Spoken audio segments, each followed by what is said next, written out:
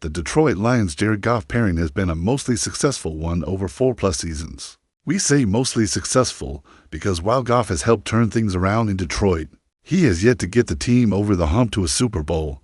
When he was with the Los Angeles Rams, the biggest knock on Goff was that he did not win the big one, and his play was regularly lackluster in the playoffs. We saw yet another example of that last season, when Goff tossed 3 picks and lost 1 fumble in the season-ending loss to the Washington Commanders. If Goff doesn't answer the bell in 2025 and the Lions fail to accomplish the ultimate goal of winning a Super Bowl, it's fair to wonder if, at the very least, the clock will start ticking on his time as the starter in Detroit.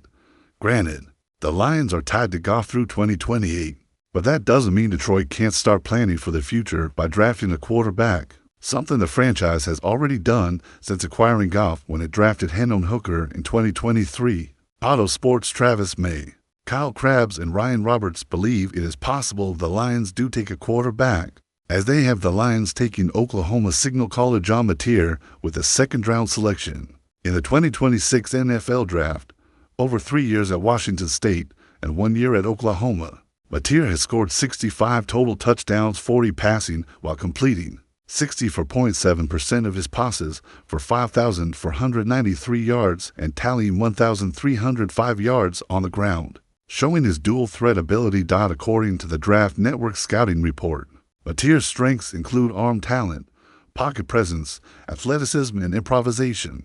The concerns for Mateer are size, arm strength, and his propensity to stare down his primary target. Mateer exploded onto the scene in 2024 after throwing for a completion rate of 64.6% and 3,139 yards and 29 touchdowns to 7 picks, and he rushed for 826 yards, which put him in the conversation as one of the top quarterback prospects. However, his numbers have dipped in 2025, and that has caused his stock to fall.